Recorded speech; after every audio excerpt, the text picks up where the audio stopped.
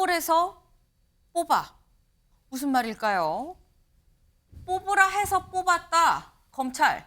문재인 전 대통령 옛 사위 특혜 채용 정황을 확보했다라는 오늘 보도가 나왔습니다. 서울신문의 보도예요. 네, 이게 무슨 얘기냐? 이걸 좀 보겠습니다. 서울신문 취재를 좀 종합을 해보면 전주지검은 2018년 7월 서 씨가 전 사위가 타이이스타제 전무이사로 채용될 때 당시에 박석호 타이이스타제 대표가 이상직 전 의원이 그냥 서류를 주고 월 급여 등을 알려주면서 뽑으라라고 하니까 뽑은 거야라고 말했다는 취지의 진술을 참고인 조사에서 확보한 걸로 전해졌다라는 내용입니다. 그러니까 지금 이게 참고인, 그러니까 누군가가 참고인 조사를 했는데 거기서 그거 내가 들었는데 당시에 타이이스타제 대표가 나한테 그렇게 얘기를 했어요. 그걸 내가 들었어요. 라고 얘기를 한 건데 약간 건너긴 해요. 장 변호사님. 네. 참고인 조사의 진술인 거거든요. 그렇죠. 그럼 여기서 드는 의문은 참고인 진술을 검찰이 확보를 했는데 사실 제일 중요한 건 박석호 대표의 직접적인 워딩이 제일 중요하긴 하겠지만 없다면 참고인 진술의 증거 능력은 어느 정도까지 볼 수 있는 겁니까? 일단 참고인 조사의 증거 능력, 그러니까 참고인 조사만으로도 그 진술만으로도 네. 뭐 증거 가치가 있기는 합니다. 그러나 물론 이제 형사재판에 가서 이게 증거로 채택될지 여부는 또 앞으로 지켜봐야 되는 문제이기는 하지만 네. 그렇다 하더라도 참고인들이 이야기하는 부분도 검찰 수사에서는 중요한 증거로 쓰이는 것도 사실입니다. 그렇기 때문에 단순히 진술만 있는 것이 아니라 당시의 객관적인 정황적인 상황이라든지 이런 부분들과도 맞춰봐서 이 진술의 신빙성이 있다라고 한다면 수사 단계에서는 매우 중요한 수사 단서가 되는 것은 분명한데요.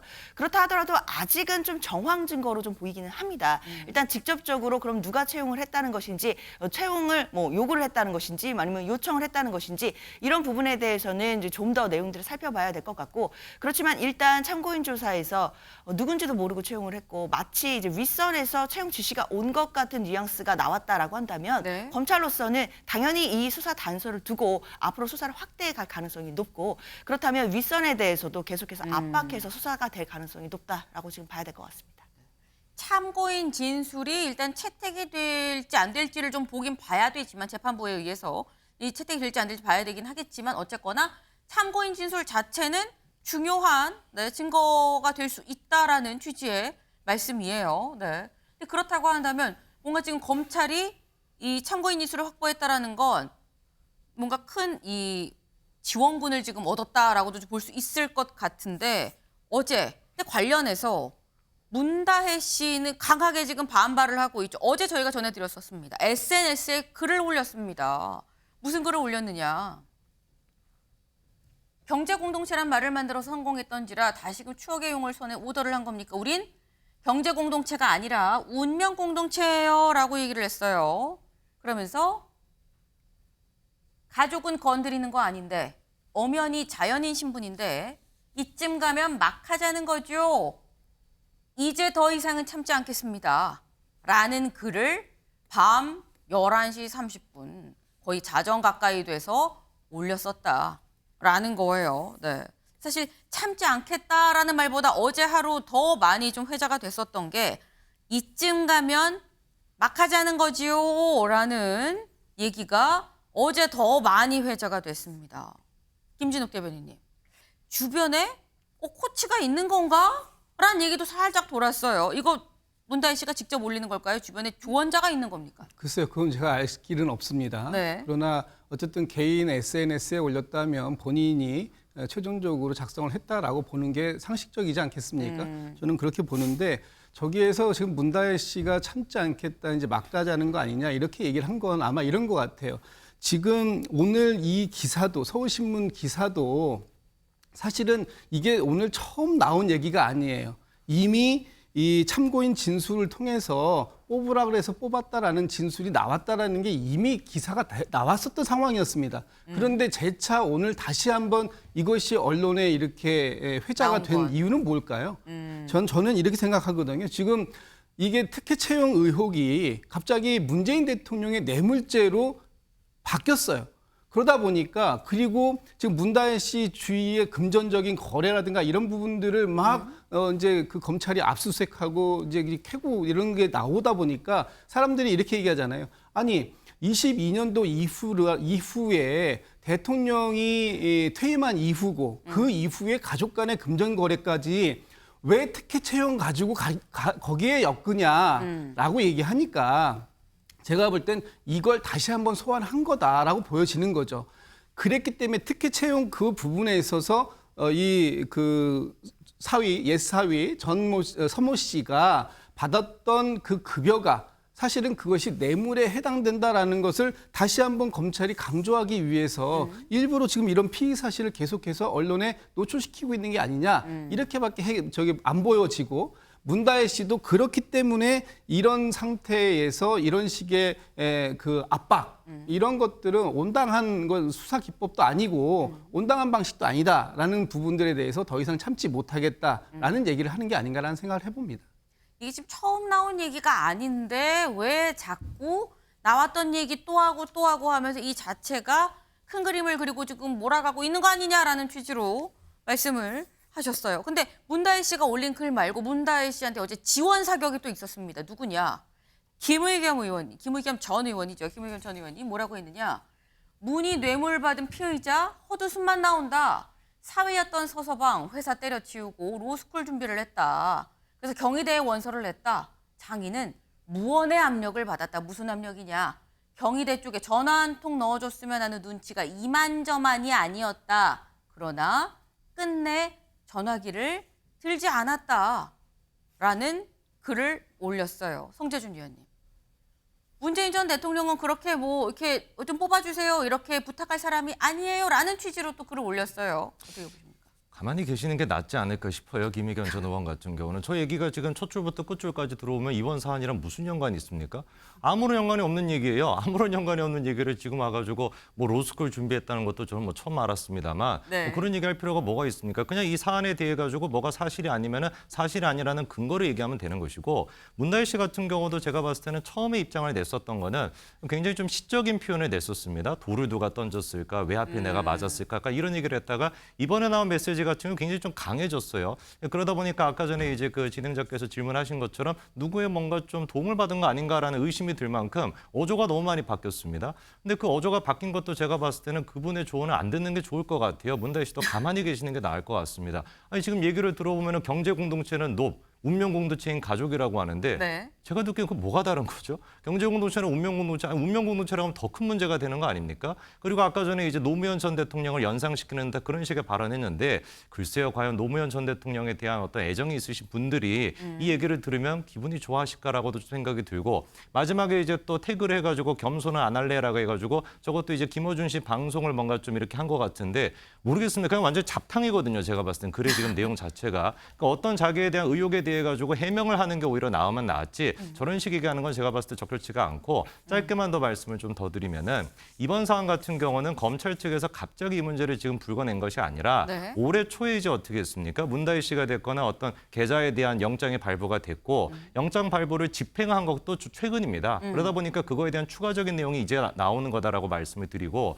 그리고 이 의혹 같은 경우는 문재인 전 대통령이 퇴임하고 난 뒤에도 석연치 않은 부분들이 많아요. 네. 예를 들어가지고 보따리에 싸가지고 청와대 직원 시켜가지고 김정숙 여사의 어떤 그 친구한테 돈을 주고 김정숙 여사의 친구가 문다혜 씨한테 돈을 보냈다. 이것도 전형적인 지금 어떻게 보면은 돈 세탁의 수법 아니냐 이런 지적이 나오지 않습니까? 그것뿐만 아니라 이제 또 보니까 그거를 또 해명한다고 윤건혁 의원 같은 경우는 당시 보수 유튜버들이 평산마을 책방을 이렇게 둘러싸고 있고 양산사저를 둘러싸고 있으니까 그래가지고 그렇게 할 수밖에 없다라고 해명을 하는데 네. 아니 무슨 보수 유튜버가 집에 쳐들어가가지고 인터넷을 막 끊고 이러나요? 아니 충분히 뭔가 문제가 안 되는 돈이라고 한다면 김정숙 여사가 직접 무통장 입금으로 보내면 되는 것이죠. 그래서 이런 식의 어떤 석연치 않은 부분도 많고 물론 이제 또 그것도 있습니다. 지금 이제 출간사 쪽에서 출판사 쪽에서 문다혜 씨한테 책 표지에 대한 편집 비용으로 2억을 줬다고 하는데 글쎄 만약에 편집해가지고 그 2억 받으면 저부터 전문 자격 따고 그거 할 것 같습니다. 책 표지 편집해가지고 2억 받으면은 그것만큼 좋은 직장이 뭐가 있겠습니까? 이것도 납득이 안 되는 것이고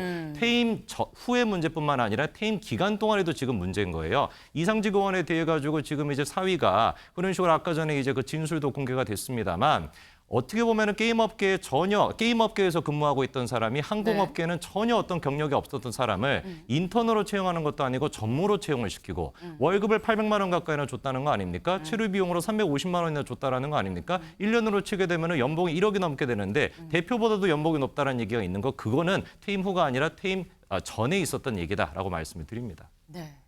저 많은 내용이 한 번에 줄줄줄 깜짝 놀랐어요. 네. 지금 뭔가 하고 싶은 말씀이 굉장히 많았던 것 같은데 아무튼 요지는 수상하다. 수상한 정황이 많다라는 말씀을 지금 또 하셨어요. 근데 아까 그 김의겸 의원의 SNS 글 다시 한번 볼까요? 네. 김성재준 의원님이 아니 이 건이랑 전혀 상관없는데 이게 왜 한 거야? 라고 말씀을 하셨는데 근데 이걸 보면서 저는 무슨 생각이 들었냐면 장현주 변호사님. 네. 아니 장인은 무언의 압력을 받았다. 전화 한 통 넣어줬으면 하는 눈치가 이만저만이 아니었다. 이 눈치를 누가 준 거냐. 문재인 전 대통령은 안 하는데 주변에 뭔가 전화 한 통 하고 뭐 좀 얘기를 한번 해줬으면 하는 걸 원하는 사람들이 있긴 있다는 거야. 라는 생각이 또 들기도 하거든요. 그렇죠. 좀 읽기에 따라서는 또 그렇게 읽을 수도 있을 것 같긴 네. 한데 일단 김의겸 전 의원이 쓰고자 했던 취지는 저도 잘 이해는 안 됩니다. 그런데 아마도 그런 취지인 것 같아요. 그러니까 무언의 압력이라는 게 아무래도 사위였던 이제 서서방이 이제 회사도 그만두고 로스쿨 준비를 하고 있다라고 하니까 어떻게 보면 좀 안 좋은 상황일 수 있는 거잖아요. 그 힘든 상황일 수도 있는 거고 그렇다면 이제 뭐 딸 쪽에서의 그런 압력이 뭐 무언의 압박이라든지 좀 아버지가 좀 뭐 좀 해줬으면라는 생각을 하지 않았을까라는 취지로 김의겸 전 의원이 쓴 것 같지만 저는 이게 무슨 객관적인 근거가 있었다라고 생각은 들지 않아요. 뭐 무언의 압력을 누가 줬다라는 것을 구체적으로 특정할 수 있거나 네. 특정하게 어떤 압력이 있었다 이런 것을 지금 특정할 수 있는 그런 내용은 아니라고 생각이 들고 다만 그래도 사위였던 분이 로스쿨을 준비하면 그래도 장인어른이 대통령인데 조금은 특혜가 있지 않을까라는 기대가 있었을 수 있지만 전혀 그런 게 없었다라는 거. 그러니까 후반부에 있는 내용을 강조하고자 했던 거죠. 그러니까 문재인 전 대통령은 전혀 그런 특혜라든지 이런 부분에 있어서 원칙주의자였기 때문에 전혀 전화 한 통도 안 하시는 분이었는데 어떻게 채용에 관련된 부분들을 뇌물을 받고 뭐 청탁을 할 수 있겠느냐 이런 부분은 말이 안 된다라는 취지를 얘기하고자 했던 것 같은데요. 저도 이 글은 굳이 지금 나올 필요가 있었나라는 생각이 들어서 조금 아쉬운 부분들이 있습니다. 네. 오늘 좀 뭔가 지금 여야 우리 위원님들이 의견을 같이 하는 부분이 좀 왕왕 나오네요. 네, 지금 두 분 다 이거를 굳이 왜 올렸지라는 말씀을 지금 하셨는데 김기흥 대변인. 네. 김의겸 전 의원이 엑스맨이죠. 편히 그런데 네. 저는 저기 문다혜 씨 그 글 중에서 제가 조금 눈에 뜨는 대목이 자연인이라는 표현입니다. 근데, 자연인인데. 예, 자연인인데, 근데 이분이 자연인이라고 본인은 얘기하지만 저희가 문제가 되고 있는 상황은 대통령 재임 씨 그때 딸 아닙니까? 그것 때문에 이제 그 본인의 남편이었던 분이 사위가 어떻게 보면 자격이 없는데도 불구하고 많은 특혜를 받았고 그게 결국 문재인 대통령에게서 뇌물수수 혐의까지 이어지는 그런 과정이 있지 않습니까? 그러면 저 같으면 지금 이 본인이 자연인 신분인데도 불구하고 이쯤 가면 막하드는 거지요 해서 노무현 전 대통령의 그 안타까운 죽음을 상기시켜서 진영의 논리로 그걸 끌어들이는 겁니다. 본인은 자연인이라고 힘없는 사람이라고 개구리라고 얘기를 했지만 네. 결국은 진영의 그 테두리 안에서 본인의 잘못과 본인의 어떻게 보면 비난의 가능성을 축소하기 위해서 진영을 이용하는 거거든요. 그러니까 저는 이게 제일 안타까운 게 뭐냐면 문제가 있으면 있다, 없다를 얘기해 주시면 되는데 계속 자기는 핍박받고 있다. 그리고 지금 저희가 방송국에 보면 문재인 전 대통령이 그 논두렁 앞에 가지고 쭉 쳐다보고 있지 않습니까? 송도사 메밀밭. 먹구름이 예, 네. 메밀밭인가요? 예, 예.